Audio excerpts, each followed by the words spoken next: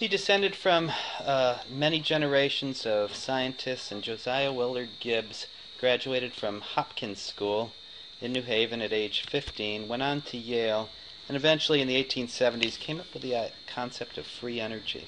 In this screencast, we're going to talk about what free energy is, what it might tell us, and is it the same as activation energy? There's a tedious question for you to parse out. We'll compare the two. This is screencast 12.10. We'll be describing how enthalpy, temperature, and entropy relate to free energy, and off we go. There he is, Josiah Willard Gibbs from New Haven. Born in New Haven, went to Yale pretty much his whole life, stayed there, died there. Came up with the idea that if you're going to take energy, you can divide it up into a few things. The total energy, or the free energy, must be equal to heat, but we subtract from that something that I think Helmholtz came up with, the concept of entropy.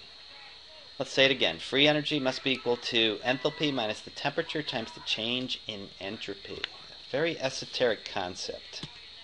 That is your Gibbs free energy right there. There's your enthalpy, your heat at constant pressure. If you subtract from that a little bit, you'll have the actual free energy. It's the temperature times the entropy. Entropy is an unusual concept. When it's less than zero, you got a spontaneous process, so that's what free energy can do. It can measure whether a process should be spontaneous or not. And to understand this a little better, we'll have to look a little deeper at entropy. Let's go ahead and do that. Screencast 12.11. What is entropy? And we'll come up with a couple processes where it increases and a couple where it decreases. And we'll talk about how it relates to the universe.